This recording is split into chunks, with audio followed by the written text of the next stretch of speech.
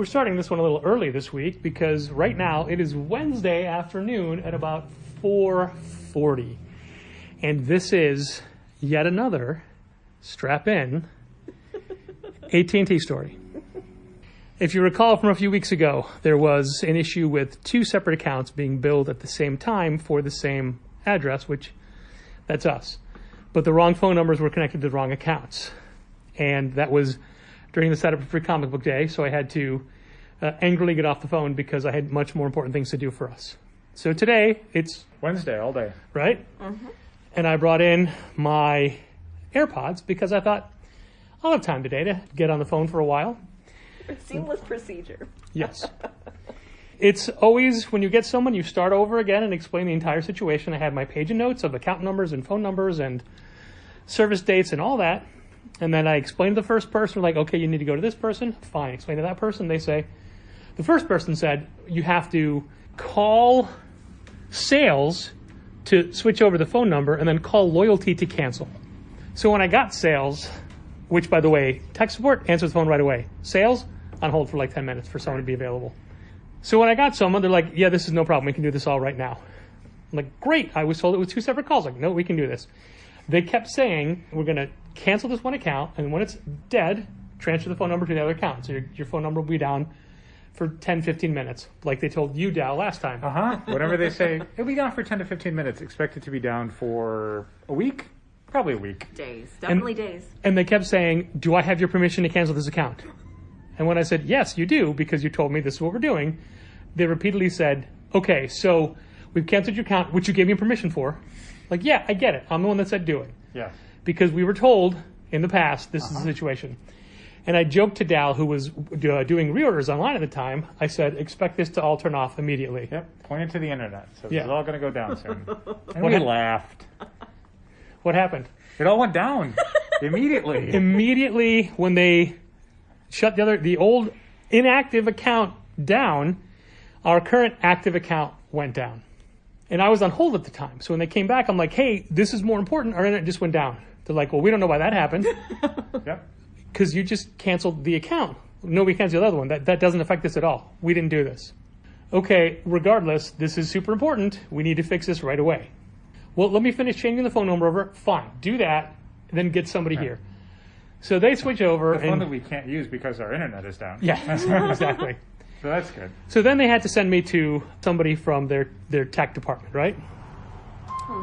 And that person just does the basic troubleshooting, and it's like, oh, well, that light should be on. Okay, the light isn't on. Okay, well, check that connection. That connection is fine. Here's what happened. It was with the service. No, it wasn't that at all. Sure it wasn't.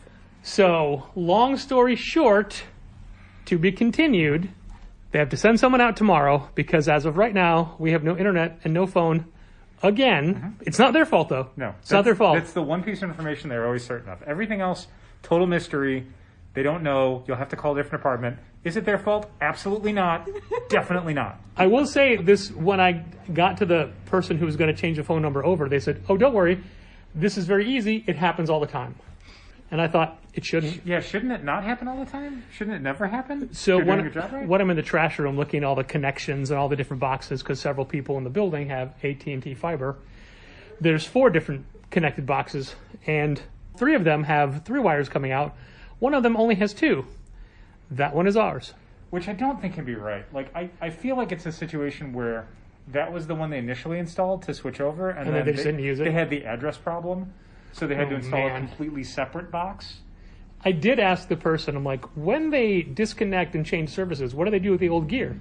They just leave it there. Yeah, that's what I think it is. I think that the box was set up, and then whoever was supposed to come in and switch it over that one day, Okay. like, they had to do a whole new work order, and then somebody else, I think. I did read off the security numbers, and he's like, oh, no, that's it. That's not. Yeah, I'm sure it's not. I bet that's the problem, is that box is on an account that was never activated, while our internet is on a different box that just got turned off. Yep.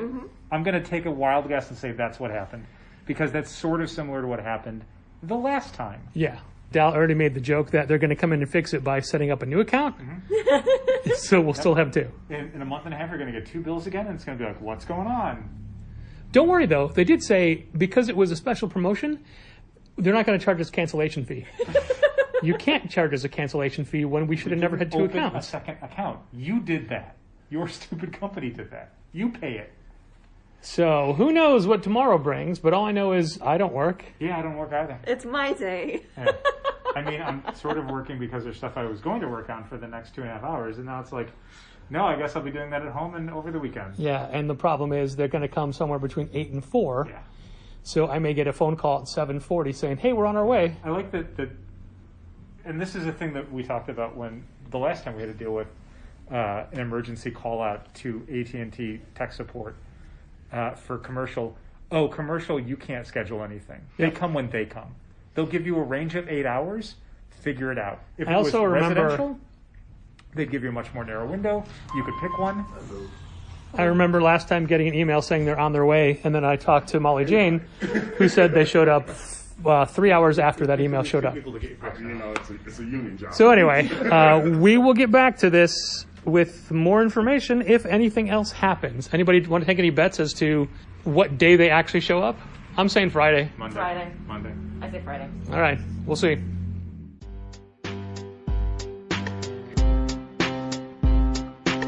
Come on and visit for any occasion. Don't keep patting down waiting. Comics and conversation. Keep the conversation moving along. Keep reading comics, keep your local store strong. If it's hard, then it's a job for the challengers. Comics and conversation, y'all. From Challengers Comics and Conversation in Chicago, this is Contest of Challengers, a comics industry business podcast with Patrick Brower and W. Dal Bush. It's the little things that have me worried, Dal. Yeah. Like today I was in my gray outfit, Okay. gray slacks, gray vest, gray shoes. Great demeanor. But when I got here to the studio and took my shoes off, like I always do in the recording studio as a sign of respect, Thanks. I noticed my shoes were black, Okay. not gray. Okay. I didn't put my gray shoes on when I fully meant to, and the gray shoes are easier to reach than the black shoes. I had to put extra effort to get the black shoes and have no recollection of doing that. That's because it's like a minor detail. No, it's a sign of something greater. Okay. The walls are closing in. That definitely seems to be your general attitude, yes. But you know where the walls have fully opened? Where's that, Patrick? The internet. Why the internet? After all of the anger and strife in our cold open, now that it's Friday evening and we're recording, Yeah. everything's fine. That's great. I mean, it took a little effort from you, It did, more than I anticipated, yes. and weirdly you and not me, because even though I specifically gave them my phone number, AT&T that is, and told them to call me when they were on their way, Yep. what did they do? They immediately started texting me about the appointment the next day. And then called me at 8:30 in the morning on a day that I was not working, so I was definitely not waking up that early. Yeah, you got to the store. 20 minutes before the technician. Well, he was giving you extra time, Dal. He was, but it was 20 minutes before the technician. But you were still out of there before the store opened. Yeah, You were out of there before any of that day's employees showed up. correct. So, I mean, you probably just sat on your ass out of the way. Mostly, yeah. I mean, the internet came up before the phone because there's always some additional problem. So while the internet What was do you up, mean? Yeah, so while the internet was up and the phone wasn't up yet, I ended up packing up an online order. Yeah, so the bit, I don't know, I can't remember exactly what we talked about in the cold open. Well, my just memory's our- also failing. Our speculations. So we had two accounts, one that had our fiber and one that had They our know phone all number. that. That's I was just a brief recap. sure. They just heard it all. Right, but so the second half of the sentence, the problem is, as we found out from the technician, they basically put both the phone and the internet on one account and then canceled that. Yeah, they were supposed to do the first half of that. Yeah, they were supposed to put them on one account and then cancel the unused account. Yep. But they put them both on one account and then canceled that one and kept the unused one. So all of a sudden we had internet that wasn't hooked up and a phone number that wasn't our phone number. Completely stupid. And I swear to you, listener, I don't have to swear to Dal because he was there. Yep. He heard me do it. Yep. I had the person that was helping me on Wednesday repeat the phone number they were going to transfer Yep. and the account number they were going to transfer it to. Yeah. Like, I know this for a fact because when I would go into the back and show the technician, like, hey, here's our internet connection that they told us. It's one that didn't have enough wires coming out of it. Yeah. So it's like, oh, that was the original installation that they then couldn't get the right address for on the account. So they did a completely different installation on our actual address, which was the one that was working, which was the one that the customer service representative canceled on Wednesday.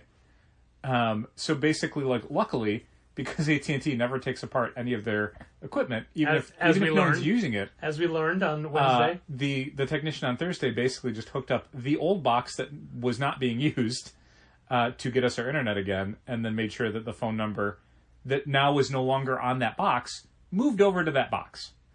So basically, like, the completely working account ended up being the one they had to abandon in favor of the account they turned off that actually was half working the previous day. Totally stupid. It took hours. Which makes 100% sense to me. Yeah. I totally got it. Totally stupid. It took hours, but everything was working. I made sure that our phone number was working both outgoing and incoming before I left, because we didn't do that the first time, and then found out that it wasn't working right, and it took them a few days to get it working again. Well, I can assure you that the phone rang today. Yay! But yeah, that was how I spent my Thursday morning. Do you want to, without mentioning their name or getting them in trouble or anything, a couple of the fun things they told you? Oh yeah, so the technician who came out on Thursday was somebody who'd come out to the store before. Basically, he'd come out twice. The second time I had seen him, and he'd come out to do the fiber hookup, only to find out that the address that the fiber hookup was set up for was essentially not where AT&T thought our address was. He was setting it up at the address that is our mailing address, but it's not what AT&T considers our address to be. So basically, like, he got there and he's like, I can't do anything. Like, I literally cannot do this work order because it is incorrect in AT&T's system. And it's not just a thing where you can go, well, just change the address. No, it has to be a whole new work order. So this guy is someone who'd already had his day wasted by the bureaucracy of AT&T, and had seen how upset we were that our fiber installation was delayed for weeks. So when he shows up, like, he'd said at one point that there were a few of them that were sitting around a table the day before and had seen a work order come in, and he noticed it, and he's like, you won't believe the work order that just came in. And they all laughed, because they knew how cursed our location was as far as AT&T, and how clearly this was going to be a problem with AT&T, not with us. He immediately agreed that, yeah, this was definitely AT&T screwing it up, even though the one thing AT&T was certain of on Wednesday afternoon was that this was not their fault at all. Couldn't say whose fault it was, couldn't say why it happened. They were sure it wasn't AT&T's fault. He's like, no, it's definitely AT&T's fault. No, but I gave her permission to cancel the account. Uh-huh. I gave her that permission. They all heard me. My favorite anecdote was us mentioning that, like, me mentioning to him that we've had nothing but problems with AT&T as far as, like, the commercial account goes. I've never had any problems with my wireless account, but everything we tried to do for the store since getting AT&T installed on day one has been, like, a weird, I swear, but I don't want to, a weird series of cascading errors on AT&T's part. And he'd recounted a story where he gets a discount on his AT&T wireless because he's an AT&T employee. Except AT&T wireless wasn't giving him the discount for months on end, which led to him calling them multiple times, and each time he talked to someone, yep, we fixed it. Bill would come in the next month, not fixed. One day was talking to 4 different managers in the call department, and basically, when an AT&T employee has to go, let me talk to your manager, things aren't going great. Talk to multiple managers, yep, definitely fixed it, yep, totally done. Next month, no discount. So he switched over to Verizon. He's an AT&T technician, switched over to Verizon because AT&T's service is so weird and their communication is so bad that it was just easier for him to get an account someplace else. And that poor dude wasn't even trying to run a commercial account. No. Yeah, so it was... And this is not the only technician we've had come out from AT&T who's, like, as frustrated with AT&T's bureaucracy as we are, because the point they both made is the technicians who come out are the ones who have to hear about it, and they didn't do any of this. Yeah, it's not their fault. When they show up to places, it's like AT&T turned off my phone or my internet. They told me X, but you're telling me Y.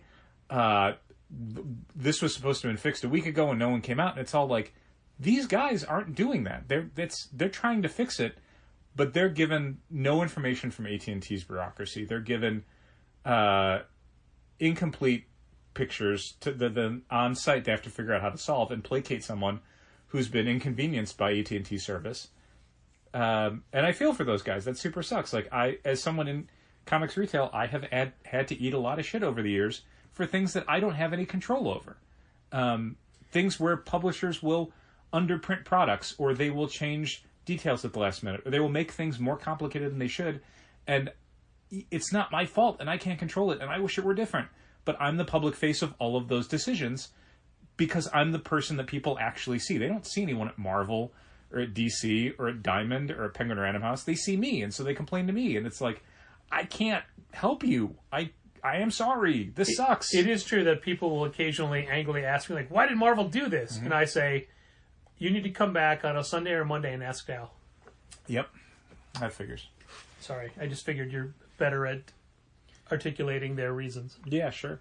So yeah, it was kind of fun commiserating with this guy about, like, shit rolling downhill, basically. Like, you're the one who actually shows up someplace, so you're the one who has to apologize and explain and placate and do all these things where it's like, I did not get a vote in this at all, but I exist in front of you, so I get to be the recipient of all of your anger. Great. Didn't he tell you stories about back in the old day there was like one manager or one phone technician? I mean, basically just how, 20 years ago installations were a lot simpler and they were a lot more straightforward, and there'd kind of be one person who'd be your point person when you called in at AT&T, and they would handle everything. And now, so there was a record, there was always a listing of what you said was wrong.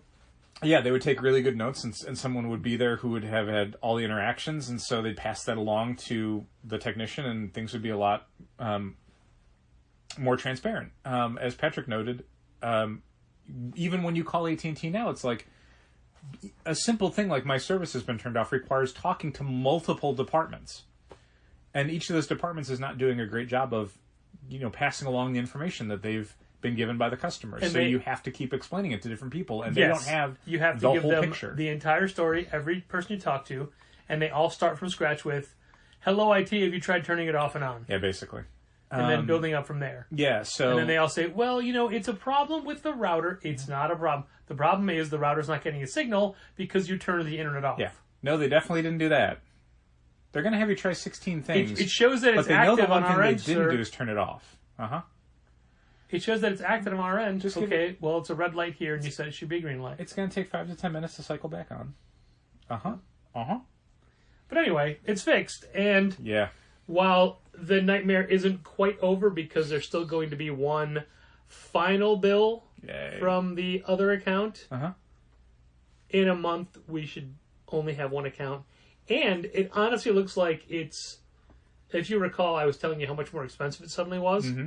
Well, apparently it's not that. It's supposed to be lower. It's still more expensive than it was. Yeah. Which they said it was supposed to be $5 less. Huh. But now it'll be like $5 or $10 more, but it's still not the like extra $75 that it was going to be. Sure. The one thing that makes me nervous is they're saying that fiber is a $300 a month service, but we get a massive $225 credit per month. Yeah. Is that an introductory thing? Is that going away? For how long? I've noticed that our storage space has sneakily risen. Oh, yeah? Like, normally they would say, you'd get a postcard in the mail saying, hey, the rates are going up. This time it's like, oh, no, they bumped it. Not a lot, but enough to be like, wait a minute. Yeah. Like an extra noticeable. An extra $27, Oof, okay, yeah. Per month. Sure. But that is, as long as we've had storage in that facility, it is constantly going up. Of course. Property taxes go up. Yeah, man. Everything in the city's going up. You're not getting any. Do you remember where we used to work when it was time for employee reviews and potential raises? Honestly, I don't. It was always a situation of... I assume I must have gotten a raise, but I don't remember any of them. Well, what more are you going to do this year to justify this new money? Right. You never got a cost of living Right. increase. It was always like, take on more responsibilities. But so it was none of basically that- doing more work because of cost of living increases, the same amount of money. If you extrapolate that out to, I don't know, utilities, gasoline, Yeah. public storage spaces, Yep. not specifically the brand name, but Sure. storage spaces that are public. Yeah. Anything else, no, it just goes up. You don't get any extra service. No. You don't get any other benefits. That's not how the world works. You get the privilege of paying more money. Yay. When comic prices go up, they just go up. Yeah. Did you hear that the big two are flirting with $4.99 as their base price? No. I've heard that, but It's been years. And, Yeah. and I mean, the idea of like a $4.99 cover price, I don't know. Like, we've talked about this in the past. It really depends on the book. Like, you look at your Amazing Spider-Mans, and they're constantly doing oversized issues for more money, and even if people don't care about the extra content, they're not going to skip an issue of Amazing because of it. So could you make Amazing Spider-Man $4.99 at the same page count? Yeah, probably. sure.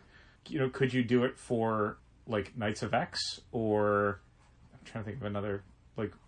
Shang-Chi Yeah, maybe Shang-Chi, or just, like... and the 10 Rings. Or the new Thunderbolts miniseries. Yeah. Could you do those at $4.99? Probably not. Especially new miniseries. I think you'd have a lot of people going, I don't want to jump onto that for $4.99 every month. For 5 months. Man, we just looked through the new Marvel catalog today, Yeah. and we weren't going to talk about it now, but Sure. it's nothing but depressing.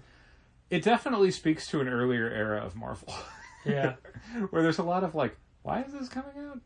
Yeah, I wish I had a clearer picture of what AXE was about. I really, really don't. And I think that's the sort of thing that is Oh, detrimental to Andrew Marvel's summed it promotion. up to me very well. Okay. It's Original Sin 2. Maybe. I mean, it's certainly like they're going into a, like, people are answering for their crimes or whatever. Yeah, all the But it's Marvel like- heroes need to be judged on their worst day. But, like, on their worst but action. what does that mean? Like, what is that as a story? Original Sin had that problem where, like, okay, but what is the story? Like, that and Fear Itself were really unsuccessful Marvel events because they just felt like things that were happening within individual family titles, you know? Like, Original Sin made sense if you're following, like, Thor or Iron Man. Yeah. Like, sure, okay, I guess. It was a major Thor point. Yeah. Fear Itself was very, like, Captain America, Iron Man, Thor. Like, okay, yeah. But AXE is supposed to be a much bigger... all of those were meant to be, like, big events, but they felt very small and very, like... Avengers versus X-Men is huge. That sounds like a huge story. Even Empire, which wasn't good, sounded like a huge story. It's a big alien invasion. Sure, okay. This, I don't know what it is. I don't understand how it loops in everybody It's else. Judgment Day. I get it. That just sounds... There's T2s running around everywhere. that would be better. It really would. A bunch of Terminators? Sure, It really man. would. That's a pitchable story. And that's the problem with this, is it feels overthought in a way where, in an attempt to get it to feel spun out of these character stories, it kind of cuts out the big Marvel event of it all. Yeah, I don't know. And it ties into every Marvel book. Yeah, I mean, it ties into the ones you'd think it would tie into. It ties into every X book. Yep. It ties into Fantastic Four. It ties into Spider-Man. Some of that is just for like an issue or two, though. Sure, but it still counts. I guess I don't think of it as a huge thing because it's not multiple issues of all those books. You know what I mean? It's like Sure. 1 month where it ties into a Spider-Man issue, or 1 month where it ties into a Fantastic Four by a different creative team, even. So Is it? Yeah. If Fantastic Four is a different creative team? Yeah. Then why do it? This is me shrugging. I know it doesn't make a noise, Yeah. but I'm definitely shrugging. Yeah, I don't know or care. I mean, on the one hand, at least it's not separate miniseries. Right. Except for the Mutants Must Die or whatever it is. Yeah, which in and of Mutants Must itself Rule. becomes like that's replacing Eternals, kind of, in the sense of like how many books they're publishing for the duration of this. Well, I just assumed AXE was... No, AXE was always going to be an extra one. Okay. But like for 3 months or 4 months or whatever, like, oh, here's this other thing by Kieran Gillen because he's writing this but not that or whatever. Yeah, but then he's done. I guess. He said that 12 wrapped up his Eternal story. Yeah, I think Molly Jane had brought up the idea that like, he was on his way out from Eternals, and I just thought, maybe you don't bring Eternals back. Like, Eternals existed with an A-list creative team like Kieran Gillen and Esad Ribic because there was a movie coming out. Yeah. Movie came out. Nobody liked it. Like, what are you pushing Eternals for anymore? What's the point? That's why there's an Aquaman Flash series coming out. I just read that first issue. It's bad. What? It's bad because it's clearly... I mean, the team-up itself tells you what sort of tone this is for and what kind of fans it's for. It's for, like, Snyder Cut fans. Yeah, because it's clearly those iterations of those characters. Well, that's the thing. Like, it's Barry Allen Flash, Yeah. and Iris West is his wife, and Aquaman's in it with Mira, and they're all, you know, the classic DC Rebirth forward versions. All of their personalities are just the actress in the movies. That's what I figured. Yeah, it's your classic fast-talking, nervy, jokey Barry Allen. You know, like everybody knows. Mm-hmm. Uh-huh. The way he is in every comic ever. The one who can't stop moving and can't shut up and is constantly cracking jokes about his villains. You know, Barry Allen. I got him. It was bad. Dark Crisis, Young Justice was also bad. It was. I read that. It wasn't anywhere near as bad as Teen Justice. I'll take your word for that. Yeah. The problem with the Young Justice thing, the thing that drove me up the wall is there's an inciting incident to the miniseries, and they tell you this in the solicits. But basically, Superboy, Robin, and Kid Flash, Bart and Connor and Tim disappear. And Cassie Sandsmark, Wonder Girl, has to go rescue them. That's the premise of the book. It happens midway through the issue, and Cassie goes to, like, basically superheroes and is like, my friends have disappeared, we have to do something. And all of these superheroes are like, I don't have time for teen drama. They're probably too busy. fine. They're fine. Oh, Tim's just... he's just not talking right now. It's no big deal. Sometimes Tim needs to be alone, says Dick Grayson. And it's just like, look, I get that the heroes can't investigate this because then it robs the story of its kind of poignancy, the idea of the core Young Justice characters needing to rescue each other. But it all sounds drastically out of character for all of them to be like, quiet, teenager. Like, yeah, Dick Grayson doesn't believe in teenage superheroes and knows how flighty they can be. Sure, okay. Also, Teenage Superman does the same thing. Uh-huh. Yeah, they're all incredibly dismissive, and it's just like, it took me right out of the story, because it's like, God, you gotta bend over backwards to get these characters not to investigate it, and you did it badly. Yeah, that didn't work for me at all. Did you read Black Adam? I tried. The only downloadable copy I could get from Lunar had no text on it. Oh, weird. So I did not download it. Yeah, I read a full copy with text, and I really enjoyed it, and I didn't realize Priest had written it. Yeah. But until I got to the first page with the 9-panel grid and the middle black panel with just the typewriter font. Sure. I'm like, is this a Priest book? It is. It's only a miniseries. I enjoyed it. I think that it'll be a nice, tightly contained story. Mm-hmm. It's bringing up the idea of a legacy Adam. Okay, sure. That sounds cool. But it's also got the same geopolitical inferences as like his Black Panther run did. Yeah, you'd figure. Yeah. I mean, they're both like heads of countries. I don't know where Black Adam's story is right now in the DC universe, like what iteration of him is currently operating. And also, they do a lot of him outside of the Black Adam character. Okay. You know, after he Shazams. Sure. And I guess I didn't realize what he looked like. Toth Adam? Teth Adam, yeah. Adam. I guess I didn't realize what he looked like. Is he like a wizened old man? No. Is he The Rock? No, not at all. Is he an even more muscular man than Black Adam is? He's like an anime character, like thin, long black hair, uses a cane, has a hat, trench coat. Wow, all right. Like a posh Spike. Okay. From not from Cowboy Buffy, Bebop. from Cowboy Bebop. Yeah. Okay. Yeah, I'm like, all right, interesting. Sure, why not? Because you never get to see that part of his character. No. It's interesting how much DC's pushing Black Adam in all these different books. Like Dark Crisis is kind of a stealth Black Adam book as well. But I will say this, Black Adam doesn't need 15 covers.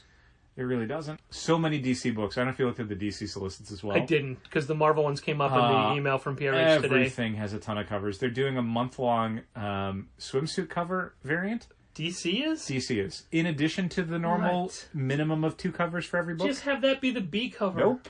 So a lot, and a lot of books have like incentive variants as well at different levels. Like Poison Ivy number 2 or 3 has like 6 covers. Yeah, it's nuts. They are hardcore into incentive covers again, and a bunch of open order variants for different books. It's crazy. That Lunar announced a bunch of covers today, like the second print cover to Jurassic League number 1, and the 1 in 25 second print cover to Jurassic League number 1, which is just the same cover but with or without trade dress. Sure. That's going to be one of the scarcest variants. The Superman, the Batman Superman World's Finest cover they showed off. Is that like a third cover or a fourth cover? I don't know which one they showed off. The, not composite, but the Superman Batman together. Oh, I don't remember which cover that is. I think it might be an incentive one. I don't remember. I thought it was very clever the way they did their combined chest emblem, and it made me think of Iron Fist. Dan Moore is really good at those type of designs. Did you hear that spinning out of Batman Superman World's Finest is a new miniseries this fall? No, what is it? By Mark Waid and Mahmoud Asrar. Oh, no. What is it? Batman versus Robin. Okay. But it's Bruce and Damian. Oh, okay. It's spinning out of that? Yes. Weird. This sets up that story. Weird. This story is happening like so far in the past. Right. And Mark Waid said this is not the only spin-off from World's Finest to expect. That's very cool. Yeah, they've got I like a lot Mark of good Waid's plans. superhero stories. I'm usually up for them. Yeah, he specifically with Batman and Robin, what he's trying to do is really make them have to focus on magic, not detective skills. So they're really out of the element. Yeah, I mean that's as much as Batman has schooled himself in like the magical arts with all of his various relationships, your Zatannas and Constantines, there's a point where you just it is illogical. Yeah. By its nature, it is illogical. So he's as weak against it in a way as Superman is, where it's just like, what do you do about this? And that's why usually when that happens, Batman very reluctantly calls in magical aid, because he's like, I cannot deal with this. I just can't deal with this stupid stuff. Just draw something on the floor and we'll go punch out a demon. Speaking of, I'm getting ahead of myself. Sure. Did you see the round robin winner for DC's Round Robin contest? No, what was it? Superboy. Which one? I don't even know what the options were. Okay, some of the options were great, like Hellblazer Demon, like John Constantine gets the Etrigan curse. Oh, okay. That'd be cool. Captain Carrot and his best friend Darkseid. Okay. That sounds like a good one. Can't believe that didn't win. A John Stewart Green Lantern series by Cy Spurrier. Wow. That would have been great. I would actually read that. Right? No, this is a Connor Kent. Okay. He won. By who? Oh, okay. I mean, I'll look it up. They're not names I remember. I'm kind of curious now. If it won, I'm like, the creative team must be amazing, because the stuff you just told me is great. There was and this beat that. There was a Hawkman and Hawkwoman series. There was there's more. There was some really interesting concepts. Sure. But Superboy won.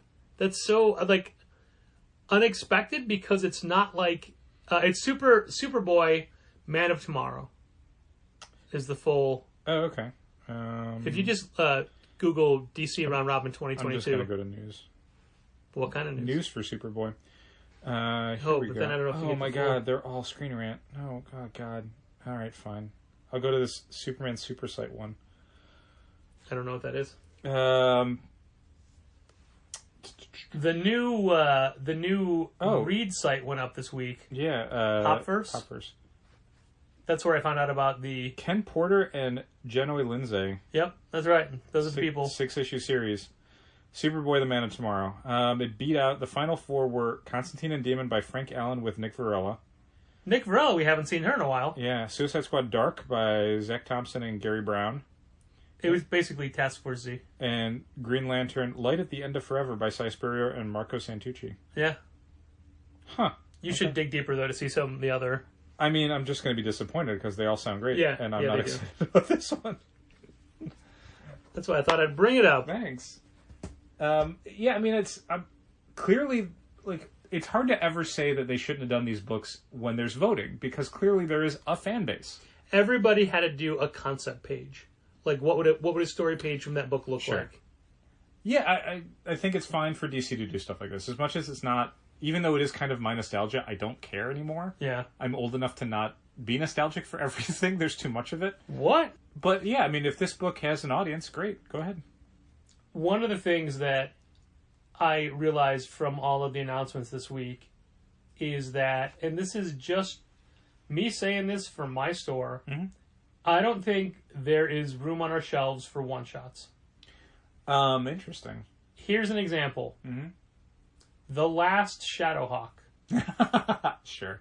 Philip Pan's The Last Shadowhawk. The Last Shadowhawk, which has 13 covers. 2 different sketch covers, black and white. And it's just an anniversary celebration.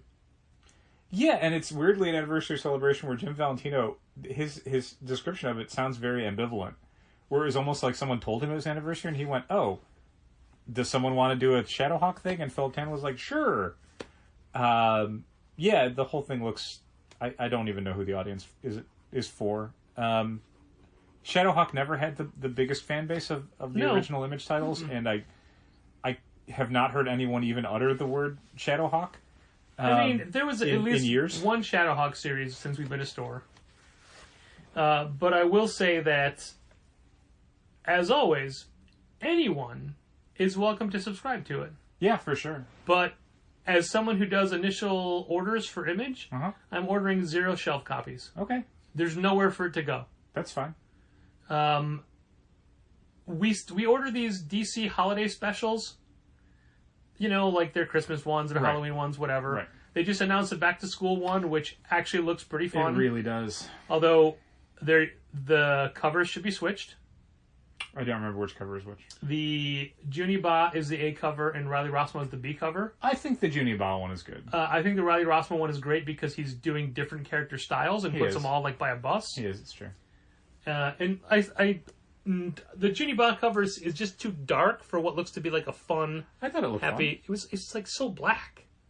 Oh no, I didn't. Color wise. Sure, I mean, it didn't strike me as dark though. Yeah, it did to me. Okay. And I'm not saying we're not going to carry that for the shelf, because I feel like we should just put all of those in the same spot. Like DC Holidays, put it there. Maybe. We don't. We do it by title. But then you have 6 DC holiday specials spread out. Yeah. I mean, I think and in if you general, don't sell through on those $10 specials... Right. I think in general, for stuff that is of a very limited duration like that, one-shots, I don't know that I would be okay not ordering the bulk of them. I mean, obviously, if you want to pick like a Shadowhawk, I'm not going to fight you on it. Right? But if it's, you know, a Marvel or a DC thing, I'm okay ordering minimal copies for the shelf. Okay, here's another one that really made me angry. Sure. The Perry White special. 7 pages. Superman's friend Jimmy Olsen's boss, Perry White. 7 pages. It reunites Matt Fraction and Steve Lieber on a Perry White story. I'm like, that's great. I love this. It is, like what, an $8 special? Yeah, ish. I think it is. Oh, is it $7 and it's a 5-page thing? No, it's a 7-page. Anyway, it's only 7 new pages. Right. Everything else is classic Perry White stories. It's like 3 different to celebrate reprints. his anniversary. Right. For the thing that is the most baffling about this, well, first is that when it was announced, the announcement was there is a new Matt Fraction, Steve Lieber, Perry White comic, and then like the next day the announcement was like, well, it's one story in a bunch of reprints, and that one story is not even full length. 7 pages. The more baffling thing maybe is that it was rush solicited. Yeah. Like, this isn't going to appear in the catalogs. We got to push that thing. Like, you're ordering it this weekend. Yeah, the orders close in, for when we're recording this, 2 days. 2 days. So basically, they announce this thing on like a Monday or Tuesday, and the orders close on Sunday. Why in the world would you ever rush solicit a Perry White reprint comic with 7 new pages? Like, you're asking me to order 0. Like, literally 0. Because I don't know that anyone's going to know to pre-order this. I don't have any details in my system for the Jimmy Olsen comic And even because if it we ended years ago. Even if we did, we're not pulling it for them. Yeah, 'cause it's 7 pages. I don't know that people are going to want to pay like more than like a regular comic price for 7 pages. You know what we'll do? We'll order 1 copy, leave it on the shelf, and let everybody read it. Yeah, it's kind of insane that they're doing this way. We'll order 2 copies. We'll tear out the pages and like put them in plastic, Sure. so you can read the 7 pages. There you go. Yeah, I don't understand DC's logic on this at all. It's insane. I just feel that more and more the major publishers are just trying to trick you out of your money. And it's not tricking per se because you get to make the decisions. Sure. But it's tricking. 2 different sketch covers. Come on. Yeah, that's pretty weird. Automatically changing all the Spawn B covers to sketch covers, and then Blank covers, I guess we should say. I said sketch covers before, and you knew what I meant. But blank covers is really the term. I mean, it's called a sketch cover. I mean, people sketch on it, but we usually internally would refer to it as a blank cover because a sketch cover usually means like the line art reproduced rather than like the full color edition. So they've changed all their B covers to the blank covers, and then at FOC add a C cover. Right.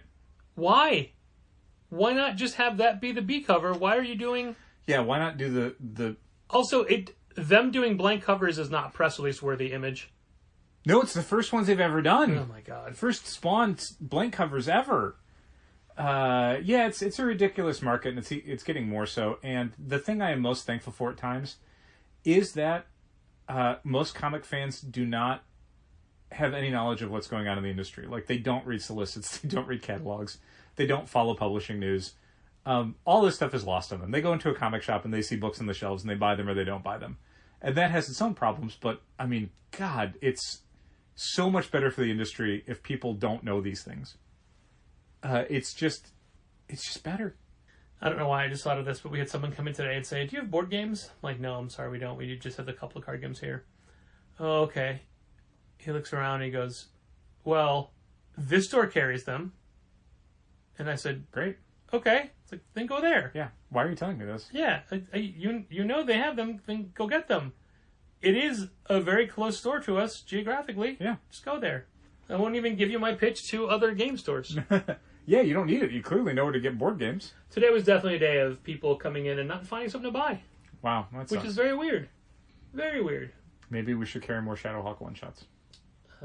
Yeah. I don't know, man. I say this every month, but it's just... It just hurts every time I see the catalogs. Yeah, it's a lot. Especially since this is the part of the month where I now have to do the initial orders for DC and everybody else except Marvel. This is the part of the month, basically starting Sunday, where I have to start building out the subscriber email for all the new catalog stuff and doing over the match twos and all that sort of stuff. It is not a fun week. It's a weird situation because last night I was up late adding a bunch of new titles to our LGBTQ collection. I was trying to think of the word collection. Oh, okay. I was going to say section. Okay. But yeah, no, QIA+. Okay. Collection on the website, and it had been like 2 months that I'd done it, and there was a lot of stuff that I need to go back, and there's books that I just missed. Because of you doing that, I actually spent some time last night updating the first issues and start reading here sections. Nice. With all of the number one comics and first volume graphic novels that I had not updated in like 3 months. So our spotlight section on the website is just the front and table, right? It is. That also needs to get updated. So I was going to say, like, Slightly out of today date. when we get a stack of Sandman Volume 1s in that are clearly for the front table, so I'm like, man, I should go in and... That's something that Molly Jane and I will usually do on like remove a Sunday, Monday, Batman Tuesday. the Imposter, because there was one That's copy of where those. it was going to go. Yeah. Yep. Well, I mean, we didn't put it in that spot because it was right in the middle of superhero stuff. Of course. Yeah, But just, like that and like Ten of Swords is probably going to move next. So then it was like, okay, so I should probably put this, but I didn't. Because there's Primordials coming as well. Yeah. Yeah, there's That are gonna go too on the front many table. good books that we want to highlight. Which I'm okay with that. There was a period where we weren't turning over the front table a whole lot. Now we turn it over so much. Yeah, which is I'm okay with. I'm fine with that. But my point was going to be that I was doing that. You were doing that. Yeah. You added the, hey, do you want to bag on board with that? I did, addition to the website, which is great, and people are using it like crazy already. Yeah. Wonderful. Love it. But some of that is, okay, I have no idea how Fridays shake out now. Right. I'll tell you my Friday in a minute. Okay. But so then it's like, okay, I do all this extra work on my free time to make sure that I could do what comes up on Fridays and also have the time to help people. Sure. And then we have like 25 buyers in today. That's nothing. That's not a lot. I mean, there was somebody who came in, one of the first people, an older gentleman who's like, yeah, I called early this week to talk. I have a 9-year-old I need to buy for. I don't know if I talked to you or you, and we're both like, I'm sorry, it wasn't either of us. Was it about Mighty Marvel Masterworks? I don't recall specifically. Okay, there was a gentleman who called up who had needed something for a 9-year-old. I was assume looking it's for this. Marvel stuff. Yeah. And I was talking them through where it was on the website because they were looking on the website. They couldn't find the kid stuff. And I'm like, here, and then search under this term, and here's all the stuff. And then no one ever bought any of them online, so it's just like, I guess he didn't say anything he wanted. No, he came in to say, help me, but... Which would have been way easier than my conversation with him on the phone. I'm pretty sure it's the same person because that's also the first kind of things Andrew always recommends to people looking to buy gifts. Well, I mean, this is like an older guy who is uncertain of, like, the appropriateness of different superhero stuff. No, so it's I was fine, like, but I mean... I would normally go Marvelverse instead of Mighty Marvel Masterworks. Right, I'm just saying, Andrew likes the old classic Marvel stuff. He does. He's a gigantic nerd. Anyway, so he helps the guy, and the guy... side note, he comes out at the same time someone's getting rung up for card supplies. Mm-hmm. So he's at the side counter. This person's here. Right. So we're like, hey, did you find everything okay? And both of them go, yep. So ring up the card supplies. Like, all right, it's $2.99. And the other gentleman goes, that's the cheapest book. You're only charging me $2.99? Like, no, sir, we're not ringing you up. Yeah. You're over there. Yeah. We're helping this person. I don't know how much your book costs yet. Who you are clearly looking at as we interact with this. But anyway, he's like, oh my God, do you guys know John Suntress? Yeah, sure. Known John a long time. Good guy. Yeah. So I used to work with him at the radio station. I worked with him for 20 some odd years, and I didn't know anything about this. And I called him and I said, John, I need to get a gift for my 9-year-old whatever. And John's like, go to Challengers. They'll help you out.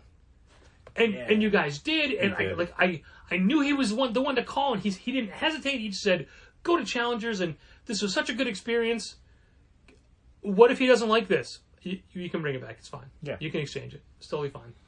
Because he's also trying to get disown him. He was trying to get the permission from the parents before he bought it, but he couldn't get them. Right. They were doing the thing we all do, like, I'll call you back, Dad. It's a superhero comic. He'll be fine. But it was just like, it was a very confusing beginning. Sure. And it ended with a very excited customer. Yeah. I definitely don't love conversations like on Sundays that start with, yeah, I was in here yesterday and I don't remember who I talked to.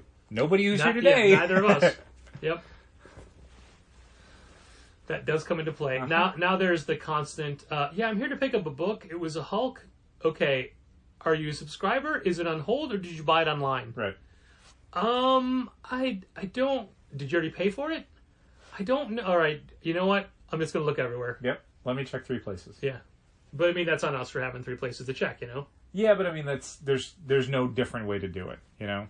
There has to be a delineation between like things that have been paid for, things that are paid for and going to be picked up, and things that haven't been paid for but are not going to go back on the shelf in a week. And I always try to say, hey, we've got 3 different ways people could have things on hold, so we're just covering our bases. We don't want to not find it for you. Of course, yeah. Trying to say, like, it's extra work for us, but you didn't do anything wrong. No. Aside from not remembering that you didn't pay for it. Not knowing if you paid for something or not, or if you got a phone call about it, or if you ordered it on our website. Those feel like different actions that, assuming it didn't happen a year ago, you would remember which one was which. Yeah. Yep. Were you looking at a computer screen or holding a computer screen in your hand? Or were you using your voice to communicate to somebody else that you were going to come pick up a book because they had called you on your cellular device to say that you had a book in? Like, those feel like very different muscle memory sort of things. Sure. But I mean, people forget things all the time, like what color shoes they're wearing or if they ever got raises. I guess. That was a long time I ago. know. I mean, I must have It gotten a would have raise. been- Probably not as often as I'd like. That would have been a perfect spot to be like, hey, we're done. Brought it full circles, but we're not done. Oh, no? Okay. Well, we haven't covered enough time yet, Oh, Dal. no. Come on. People want quantity here. Excellent. That's what we're here for. Excellent. We had somebody today asking, why'd you get rid of the couch? Specifically because you would be asking about the couch. That's why. That's a good reason. Yeah. If you missed the couch and wanted to use Wow. the couch, that's why we don't Why have a did couch. you get rid of the couch? Well, it's been 4 years. Uh, Also, there's a pandemic. Oh, no. Also, we have way more stuff. The couch has been gone for Oh, yeah, it was just the way chairs that longer. were in Yeah, sidekicks, it was just chairs. God. Yeah, the couch. God. No, what I said was 6 years? we needed this space. We replaced it with all this great stuff. Yeah. As I had to tell somebody who had called us earlier this week looking to get us to carry their products, I can't fit them anywhere. Like, Yeah. I'd have to stop carrying something that is currently selling to fit a brand new product line. I can't do it. Yeah. Nowhere for it to go. One of the things I hate about Fridays is that after we're closed and my coworker has gone for the night, it's when I'm walking around straightening things up that I'm like, oh, I needed to do this today. Oh, I should have done this. So I just do it. Yeah. It's like, what if I did this? Oh, that would... No, I can do that. Is it in the one on the shelf? Okay, I'll get that. Okay, I'll do that. And it's like, oh, Sure. yeah. Next thing you know. Where was this 3 hours ago? Sure. I could have done it then. Yeah. Could have done it then. Oh, my goodness. We did... One of the security cameras never came back up after the Internet went down? internet went down. But... So, the manga security camera is a whole different camera, whole different firmware. Everything Right. is separate. Right. But the rest of the cameras in the store are all the same one and the same program. Mhm. But each camera has to be updated individually. Yet the one we use the least, yet the one I use the most, was down. Okay. And we're like, all right, we'll just reboot it, but it's up in a high place, so it needed Right. someone to climb up there. What it really was is that we run that program all the time. Mm-hmm. It just needed to update the program. Great. As soon as we unplugged everything, the icon just started doing that, Yeah. the clock face thing. Sure. It's like, oh, once that was done, plug it back in. It's all good. Great. Hooray. And then it's just a matter of repositioning it. Sure. So it was all good. Yeah, today was a day of just small things. Oh, okay, here's what I want to talk about. We got in 3 or 4 boxes from PRH. Okay. One of them had one small piece of bubble wrap. And as a result, can you tell me what? Bunch of damages. Bunch of damages. I got that email. Well, way more damages than I put in. Okay. I only called 5 books, a total of 7 copies, damaged to the point we're not going to put them out. Right. They kicked it back. I filled it out on the website. They're like, no, you got to call it in. Yeah. That's So I go weird. to call it in, and they're like, the machine basically says, we're not going to answer this. If it's a damage, you have to take photos and email them in. Yep. So I took a bunch of photos, which really hard to show bent cover damage on glossy covers. Absolutely. Yeah. So I'm like putting the flash on, changing things, and Andrew keeps saying, you should buy one of those TikTok circle lights for... I'm like, we're not doing that. Oh my God. We're not buying your TikTok Oh my light. God. So anyway, take a bunch of pictures, email everything in with a note saying, here's the damages. There were a bunch more I didn't report. Also, it's really hard to take good pictures of these covers, but trust me, these are egregious. The other ones we let slide even though they're ugly. Yeah. And then they come back, they want the books back. They do. They never want the books back. I mean, they usually do if it's like, you sent me a box full of the wrong stuff. Sure. Then they'll be like, sure. But like, 7 damaged books? All right. So weird. So that's packed up and on the counter, just That's cool. waiting for a label. Nice. It's going to be in the next That couple may days. never show up. So I just used the exact same box with the huge dented in corner. Great. But as I was packing it up, I told customer Pervin, like, the irony is that I pack their damaged books way better than they pack Yeah, their good you books. should have left that one piece of bubble wrap in. Oh, I included that one. No, but that's it. What's the worst that happens? They get damaged more? Yeah. Yeah, exactly. Oh, man. But how much time does that take? A lot. How much time does it take to have to just all those steps Yeah. for 7 books? That's a lot. But the books are bad, Dal. Yeah, They're I know. bad. Yeah, we've been very lenient with Penguin Random House and multiple vendors, but Penguin Random House specifically, about the amount of nicks and damages that happen with graphic novels where it's like, this is basically just shelfware, okay, fine. But there's times where it's like, this is destroyed. Like, huge dents, tears, massively folded pages. Because they, for whatever reason, a random box just got packed real bad. Real bad. I mean, there's times when we'll get an email from a mail order customer who's like, hey, the mail person folded this in half and shoved it to my mail slot. Yep. You should have packed it so they couldn't do that. Okay. Maybe. But we still, everything was bagged and boarded, wrapped in cardboard, wrapped in a padded mailer, wrapped in another mailer. Yeah. These are just books thrown in a box with one piece of bubble wrap. Yeah. And then tossed on a truck, and then tossed on a plane, and then tossed on another truck. And it's like, these are going to get mauled. If I'm packing up a box of stuff for somebody, one of the things that you do is, when you think it's good enough, before you tape the box shut, lift it up, and you shake it. Yep. And if things move around, it's not packed good enough. If you hear it hitting the sides, it's not packed right. That being said, I had bought a kitchen sink dish rack from a drying rack. Yeah, a drying rack. Only my sink is an extra small sink. Oh no! And it's very hard to find things that fit. And even though the measurements on this one seemed right, it just didn't make it to the bottom. So I sent it back in the exact same box with its. It had 2 pieces of bubble wrap. And I'm like, it's bouncing all over. But A, it's metal. B, it's a drying rack. And C, that's what I gave them. I mean, that's how they gave it to me. Yeah, so they won't care. I just slapped it on and... but there were a lot of people complaining about PRH on retailer sites today. Things from billing, things from... a thing that's happening to a lot of people is they do their orders on FOCs, they don't get those books, and PRH is like, no, you missed them, you didn't turn it in. Here's how you find order confirmations. You should double check that all the time. Who's got that kind of time? Yeah, and I mean, FOC confirmations from Penguin Random House are impossible to decode, because what you get when they confirm the FOCs is like coded titles, basically. Like, it's almost impossible to figure out, okay, which cover and which...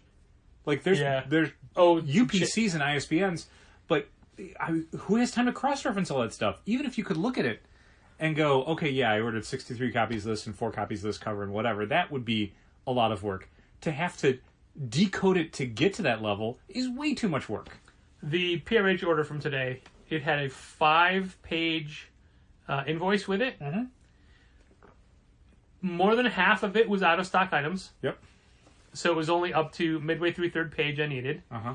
And also, the PRH orders that Molly Jane checked in yesterday showed up without that invoice. Yep, they're doing that now. So she had to check it all in by herself, and so I'm like, all right, well, I'll be able to... Here's all the things on... Andrew's like, I can tell you what we got yesterday, but then there's other things on that list. I'm like... Yeah, I with PRH, I don't check in off the invoice because, again, sometimes there just isn't one because it's in a multi-box shipment, and you're getting them on different days. Yeah. So, like on Wednesday, I got a box from PRH that had multiple purchase orders, no invoice inside. So I had to go and find the email they sent me about what they were shipping. The other problem is frequently the invoice will have multiple days worth of shipments, but then a bunch of stuff that's coming in from other warehouses. So what you even have, like, we've complained about this endlessly, and I will never stop complaining about it. I don't understand why each box doesn't have a shipping manifest. Right. Put a packing slip in each box. Don't tell me what was on the invoice. Don't tell me what's out of stock. Tell me what you put in a box. And then I can check that and go, yep, that's all here. If you're going to tell me, hey, here's an invoice with stuff that is coming from a completely separate warehouse and will never be in this box, that's useless information to me. Yep. Yeah, I don't get it. Like, every other company does a packing slip. Some are better packing slips than others, but every single company does a packing slip except for Penguin Random House. They just don't do it. And it's weird because, again, they'll send us emails that are basically packing slips. Yeah. Here's the books that are going to be in a so box. So you have it. You have that information. Here's the you tracking have number. it designated and separated. Like, that's more useful to me than what you put in the box, which is nothing. Yeah, I don't get it. Needlessly confusing. The Geeky and Kinky order came in yesterday, but neat. because it was addressed from Gee and K and addressed to me, they didn't open it. Oh, sure. But their packing slip is just a Dymo label where everything is all printed super, super small. That's not great. All of their prices went up. Oh, okay. And their packing lists are just packing lists, not costs. Not I had invoices, to yeah. go back in and double check that. But Great. it's all fine. It's all fixed. There were 3 pins. Even though everything was restocked for us, there were Yeah. 3 that were never in our system. Oh, okay. But that was fine. Cool. I do find some perverse enjoyment out of creating an item on the computer, but then finishing it with pictures from your phone on your phone. Well, perverse enjoyment is the responsible thing for a geeky and kinky order. Yeah, I think so. I think that's right. Yeah. Just like, oh, I can finish this on my phone. Otherwise, I would have to upload those to the cloud, Right. pull them down onto the... It's like, no, just on my phone. Just slide them over. Yeah. Yeah, the data entry part is way easier to do on the computer, but yeah, just taking photos of stuff like, how's my phone? Yeah. Here's 4 photos, done. Yeah, so this morning I had all these... First, I took the photos of them in their packaging. Then I took them out of their packaging and held Umbrella Academy posters above them to block the fluorescent lights. Because fluorescent lights don't make anything look good. No. And then... You should get that ring light like Andrew wanted. I should have got a ring light. You're right. Oh, our birthday's coming up. And then all the photos of the damaged books. I'm like, I deleted a ton of photos off my phone today. I never remember to do that, so my phone is full of like eBay photos and stuff like Sure. that. I don't think about it. It's nice when you select and then tag Yeah, them all sometimes and dump them. like if I go into iPhoto or if I look at stuff on my phone, like sometimes there'll be like memories, and the memories are like a photo I took for eBay 2 years ago. Here's a Jean Grey cover. Oh, from 6 years ago. Oh. Thanks. Ah. Oh. I don't know the proper way to say this, but our employee Gina lost her dog this week. I guess that's the way to So say we it. felt we wish her nothing but Yeah, sympathy I and, hope and love and the hope grieving and process is comforting for her. Odin was a sometime visitor to the store, Yeah, not very often. but 1 year for Christmas I made a death metal logo for Odin and put it on shirts for her and Eric. Oh, very cool. So we're very sorry for that, Gina. Yeah. I was going to talk about Substack, but I don't care anymore. No, that's pretty much how I feel about Substack Yeah. normally. Yeah. I like Chip Zdarsky's Substack, and I'm glad that Sophie Campbell's getting some money, and I'm glad a bunch of people are getting money. Cat towers. But yeah, I don't. Substack is definitely the velocity at which Substack newsletters have to come out as dictated by Substack does not match my lifestyle at all. Nope. I don't need that many comic creators talking to me that often. Yeah. A little mystique would be fine, you know. I've got to figure out what to do in the next couple weeks to get a podcast in the can for the week that I'm out of town. Yeah. I'll get home in time to be able to upload one Sunday night, Right. but I don't have any plans yet Sure. for that. And the last thing I'm going to do is be like, hey, Dad, you got to do a podcast without me this week. Because you wouldn't do it. Yeah, I'd be okay taking a week off. You're okay taking as much time off as you can get. Yeah. And tomorrow I mean, is... if you wanted, like, me and MJ to record one ahead of time and then just give it to you. Well, I mean, in that case, you don't need to do it ahead of time. You can do it while I'm gone. Nah, I don't want to. I would just do it, like, after work, like, one night we were working. I wouldn't want to do it, like, on a day off. I don't want to do that. Well, my point is, you can do it on a day at work, just one of those days that I'm gone. If you do it now, it'll be so out of date. Nothing will be topical. You're not leaving that early in the week. I'm leaving on a Wednesday, a Thursday. Yeah, and then her and I aren't working together until the following Sunday, at which point you'll be back. No, you both have to cover both of my days. Oh, no, that's not happening. No, it takes the two of you to equal one me. Yeah, I'm okay Have you with... seen I'm Saturday okay Sales? with delivering less. That's fine with me. Huh. I was always okay with that. Anyway, tomorrow is Chicago Podcast Day, and it will have already ended by the time that people hear this part of this podcast. And I have a presentation on branding at 11:35. Like steers? Tomorrow morning. Yeah, I've A big metal braid. It's really easy to make because the Challengers logo is a C. Yeah, it's real simple. Yeah. Yeah. And Especially, so it comes out that's from the why middle. it's got the circle all the way around it now. Yeah. I get it. I get it now. See? Branding. Yeah, I'll happily, it's not mandatory. Like, you'll pay your $20 to get into the day. But the branding is a separate thing. Okay. So it's a little confusing. Not confusing. It's a little. The layout for the day is nothing but panels I want to see. Mm-hmm. But we are short-staffed due to pet deaths and illnesses at other work that people have to cover, or actual illness. Okay. I'd also mention. Well, maybe I shouldn't mention. I did. I just said actual illness. I just exposure. People had been exposed to things. Sure. So Which even if it didn't result in illness, resulted in not being able to work. Right.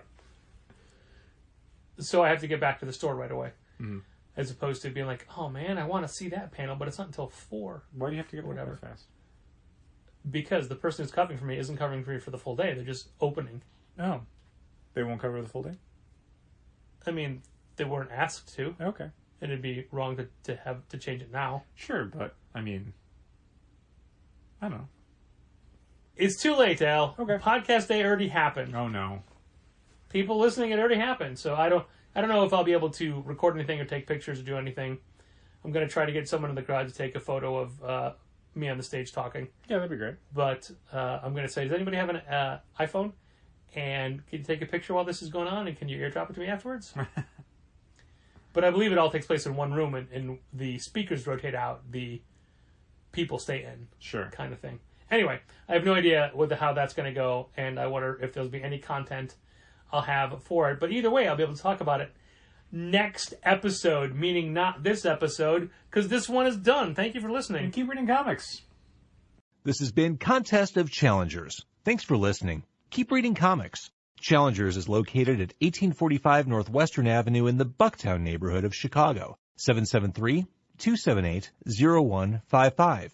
Keep up to date with new releases and events at challengerscomics.com. Like Challengers Comics on Facebook, follow @Challengers on Twitter, and help fund this podcast at patreon.com/challengers.